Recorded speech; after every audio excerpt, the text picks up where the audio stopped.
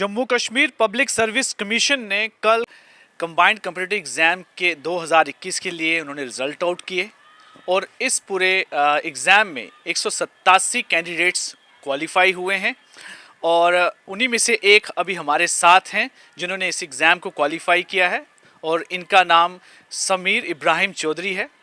ये इनकी दूसरी अटैम्प्ट थी और इन्होंने इस एग्ज़ाम में 106वां रैंक जो है वो हासिल की है।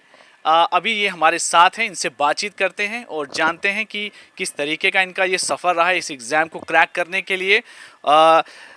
समीर जी, सबसे पहले व्यू स्टूडियो की तरफ से आपको बहुत बहुत मुबारक। शुक्रिया अरुण जी, शुक्रिया आपका बहुत बहुत। आपने अपना प्लेटफॉर्म दिया मुझे अपने व्यूज़ डिस्कस करने के लिए।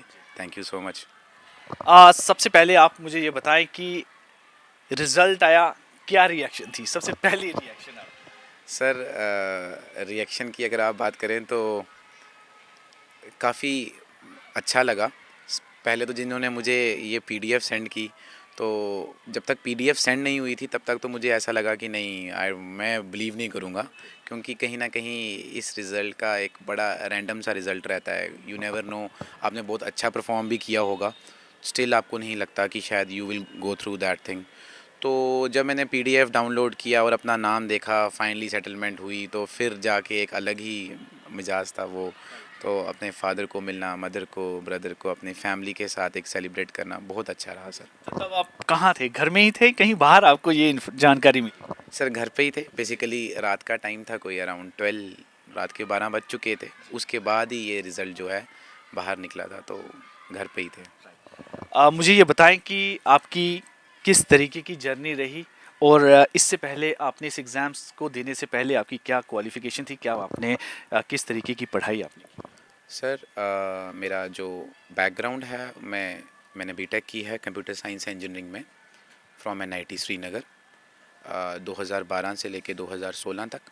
2016 के बाद मेरा जो लास्ट ईयर था, तब से ही मैंने कुछ अपनी डिसीज़न ले लिया था। ऐसे तो ये एक चाइल्डहुड ड्रीम था मेरा कि सिविल सर्विसेज को ज्वाइन करना है, वहाँ जाना है, बिकॉज़ मेरे फादर जो हैं वो खुद एक ब्यूरोक्रेट हैं। तो इस तरीके से मैंने उनको एक दिल में कहीं ना कहीं दिमाग में फैसिनेशन तो थी कि I want to go into this services.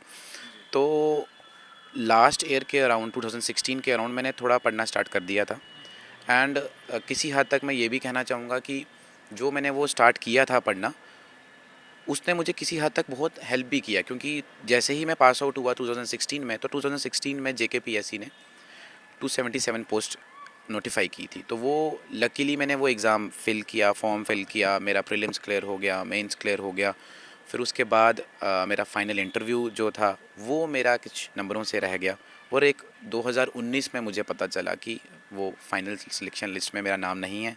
तो एक मेरे लाइफ का जो एक पॉइंट था, वो बड़ा एक डिप्रेसिंग पॉइंट था किसी हद तक। बट कहीं ना कहीं मेरे सीनियर्स थे, मेरे सिबलिंग्स थे, जिन्होंने मुझे बहुत मोटिवेट किया, एक पैशन में रखा कि this is not the end of the day, like there is so much to achieve. तो मैंने अपनी लाइफ की ओरिएंटेशन में थोड़ी सी चेंजेस की, जो मेरा फोकस था उसमें फिर वापस मैंने अपने आप को बिल्डअप किया, और इस नई जो पोस्टें जो 2021 की केएस की थी नोटिफिकेशन, इसको फॉर्म, और इसमें तो हमारा जो सिलेबस था वो स्पेसिफिकली चेंज्ड भी था, क्योंकि जो पुराना सिलेबस था उसमें 2 ऑप्शनल्स थे, तो वो चीज़ें सब चेंज हो गई। तो जब इस 2021 में मैंने फाइनली ये फॉर्म फिल किया, तो प्रीलिम्स हुआ, मेंस हुआ, and luckily I think God willingly सब चीज़ें ठीक बैठी और हमारा एग्ज़ाम क्लियर हो गया सर। राइट। तो मुझे ये बताएं कि सबसे पहले जैसे आपको ये तैयारी करने के लिए किस तरह का आपने अपने माइंड को कैसे प्रिपेयर्ड किया कि अब मुझे तैयारी करना शुरू करनी है, और किन चीज़ों का आपने ध्यान रखा जो आपको काफ़ी हेल्प की इस एग्ज़ाम को क्रैक करने के?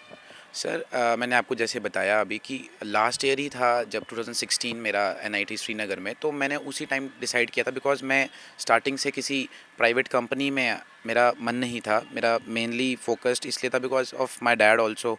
मैंने देखा था कि किस तरीके से how they like they give services to the society. तो इन चीज़ों को अपने मद्देम नज़र में रखते हुए मैंने अपना ये एम स्टार्टिंग से रखा था। तो कोई ऐसा एम नहीं है कि जस्ट 4 ईयर्स पहले मैंने ये ख्वाब सोचा था। ये ख्वाब कहीं ना कहीं मैं कहता हूँ मेरा ये 10-12 साल से था, बिकॉज़ तो उन चीज़ों को देख के मैंने बस एक चीज़ का खासी ख्याल रखा कि इस फील्ड में आने से या इस चीज़ को पढ़ने से पहले, इस मतलब इस समुंदर में जाने से पहले मुझे ये चीज़ देखनी है कि जब मैं समुंदर में जाऊंगा तो ऐसा नहीं हो कि कहीं मैं ऐसा फ़ील करूं कि यार ये शायद मेरे से क्लियर नहीं होगा, छोड़ो इस फील्ड को, वापस किसी और फील्ड में शिफ्ट मार जाओ। जैसे मेरे कुछ फ्रेंड्स थे, उन्होंने स्टार्टिंग के 1-2 साल पहले पढ़ा, लेकिन उसके बाद जब उनको लगा कि कुछ चीज़ें डिफ़िकल्ट हो रही हैं तो उन्होंने अपना फील्ड भी शिफ्ट मार दिया। जैसे कोई कोई लोग बैंकिंग में चले गए, कोई इंश्योरेंस कंपनीज़ में लग गए।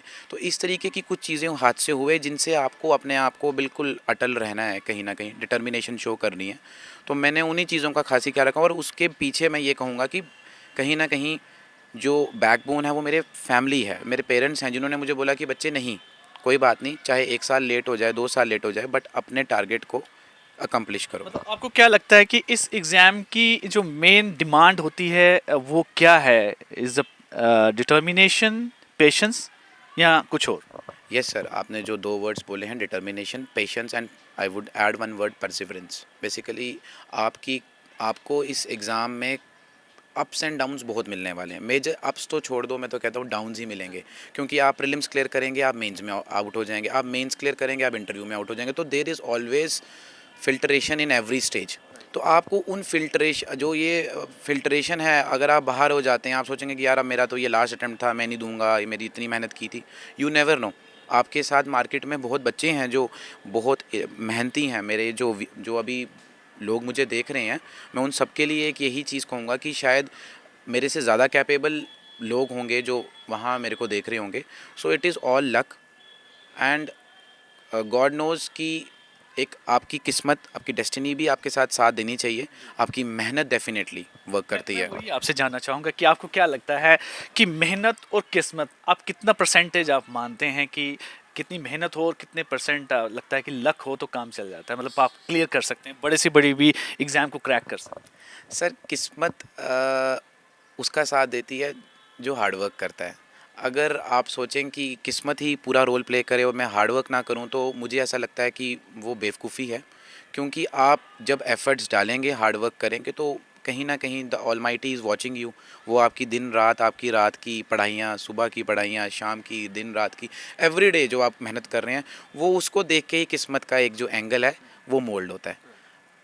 आ, एक तो हो गया कि एग्ज़ाम क्लियर करना है, जैसे आपने बताया कि आपको शुरू से आपने घर में ही देखा है कि जिस तरीके से आपके घर में ही ऐसे लोग हैं, आपके पिताजी हैं एडमिनिस्ट्रेशंस में हैं, आपके अंदर ही उनको देखकर एक इंस्पिरेशन भी आई है।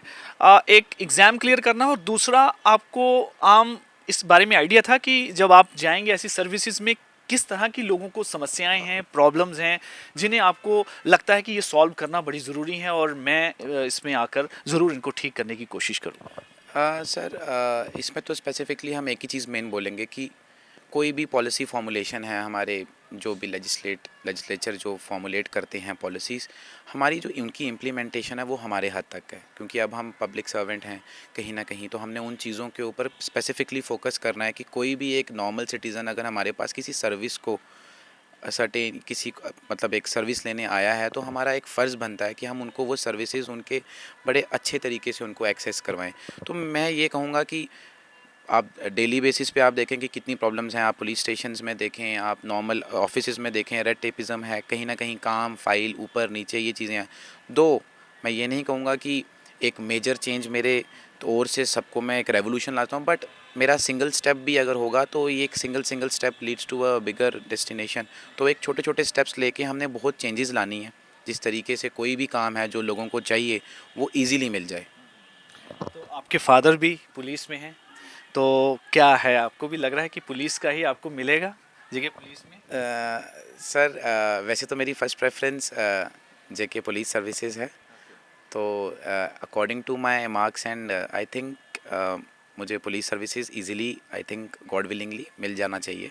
अदरवाइज़ आई थिंक अगर मैंने जेके एएसपी ऑप्ट किया होता है एडमिनिस्ट्रेटिव सर्विसेज, तो शायद वो भी मिल जाती। तो जी। लेकिन आपकी प्रेफरेंस इसलिए थी क्योंकि घर में आपके पापा जो हैं वो वो पुलिस में हैं, तो एक वो दिल में वैसा रहता है ना कि वही उसी को फॉलो करना है। लीगेसी कंटिन्यू करना समहाउ रहता है। बट मेरा ये एक मानना है कि सब लोगों का यही रहता है कि आपने अपने फादर को देखा, no doubt this is for sure कि मैंने अपने फादर साहब को देखा है, एंड साइमल्टेनियसली मैंने खुद भी सोसाइटी में ये चीज़ फील की है कि देयर आर सर्टन थिंग्स जो पुलिस के एंड पे चीज़ें चेंज होना ज़रूरी हैं।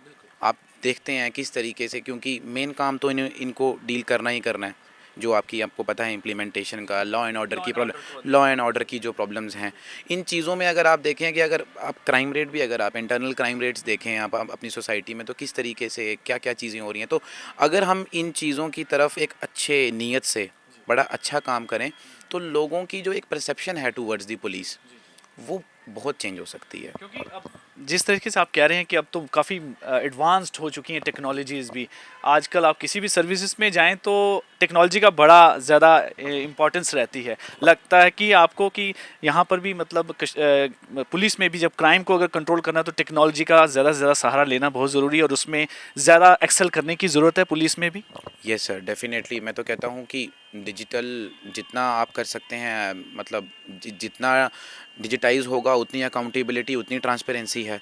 अब आप एक नॉर्मल सिटीज़न है, फॉर एग्जांपल मैं आपसे एक छोटा सा वाक़या ही एक चीज़ है कि अगर आपको ऊपर वाला ना करे कोई एक प्रॉब्लम फेस करने स्टार्ट हो जाते हैं, आपने किसी के खिलाफ एफआईआर एक फ़ाइल करना है, तो अगर आपको डिजिटल पोर्टल के थ्रू अगर आप अप्लाई करते हैं, उसमें पूरी अकाउंटेबिलिटी है, कहाँ पे हमारी उसकी प्रोसेस है, कहाँ प्रोसेसिंग हुई उस एफआईआर की, कौन उसको डील कर रहा है, और उसको आउटकम भी, क्योंकि हम ऑन डिजिटल बेसिस पे तो उसकी आपको आउटकम भी प्रोड्यूस करना है, तो जो वहाँ पे जो बैठे हैं उनको भी तो रिस्पॉन्ड बैक करना है कि हमने इस पर्टिकुलर क्वेरी के रिलेटेड क्या काम किया है। तो मुझे ऐसा लगता है कुछ ऐसी चीज़ें डेफिनेटली इनकॉर्पोरेट करनी ही चाहिए।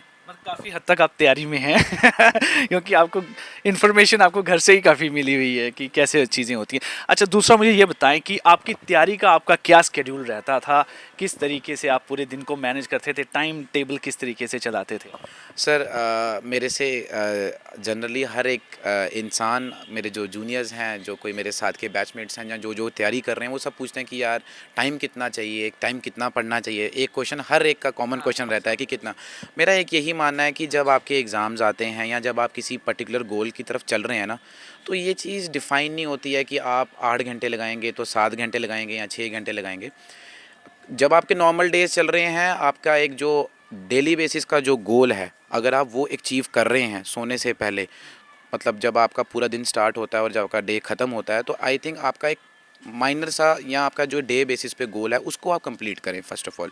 अगर आप अपना डे का गोल कंप्लीट नहीं कर रहे हैं तो इट मीन्स आपकी जो डायरेक्शन है वो गलत जा रही है, वो डायरेक्शन गलत जा रही है। और मेरा ये मानना है कि जब आपके एग्ज़ाम्स हैं, जब आपका फाइनल डेज़ चल रहे हैं, जैसे फॉर एग्जांपल आपके मेंस चल रहे हैं या आपका इंटरव्यू की प्रिपरेशन चल रही है, फिर टाइम नहीं मैटर करता है। फिर चाहे आपको लगता है कि शायद 10 घंटे भी लग जाएंगे, यू नेवर नो, आप शायद बेड पे बैठे बैठे 5 आवर्स भी निकाल देंगे, चेयर पे बैठे बैठे, लाइब्रेरी में बैठे बैठे 8 घंटे निकल भी जाएंगे, को पता नहीं चलेगा। तो time is not a criteria. जब आपको रिक्वायर्ड है तो शायद आपको 20 घंटे भी लग जाएँ, चाहे शायद आप 4 घंटे ही सोएं। क्योंकि अभी आप रिसेंटली हमारे जो मेंस हुए वो मतलब विदाउट एनी हॉलीडेज़, मतलब बैक टू बैक हुए थे। मुझे लगता है कि उन दिनों के टाइम आई थिंक हम लोग हार्डली 4-5 आवर्स सो रहे थे लगातार इन अ वीक। ये तो रही पूरी तैयारियां, पढ़ाई कैसे की। इनके अलावा आपकी क्या हॉबीज़ हैं? सर मेरी हॉबीज़ बेसिकली अपनी फ़िटनेस की ओर बड़ा रहता है मेरा स्टार्टिंग से, but due to exams and all मैं अपनी वो फ़िटनेस को इतने वे में रख नहीं सका। तो लेकिन अब मैंने फाइनली ऐसा है कि जिम एक्सरसाइजेज़ और थोड़ा सा रनिंग, इन चीज़ों पे मैंने हमेशा फोकस रखा है। मतलब आप ज़्यादा एक्सरसाइजेज आपकी हॉबीज़ ही बन गई है, राइट। मुझे ये बताएं कि जब आपका वो हुए इंटरव्यूज़ हुए तो किस तरीके के कोई इंटरेस्टिंग कुछ वहाँ का अगर वाकया अगर आपको याद हो, इंटरव्यू के दौरान कोई ऐसा क्वेश्चन पूछा गया हो जो आपको लगा हो कि बड़ा अभी तक याद हो? सर इंटरव्यू का जो एक वाक़या मैं आपसे क्या डिस्कस करूं। इंटरव्यू में सर एक एक चीज़ थी, एक मेंबर थे हमारे, उन्होंने ना एक बड़ा रॉ फैक्ट पूछा था।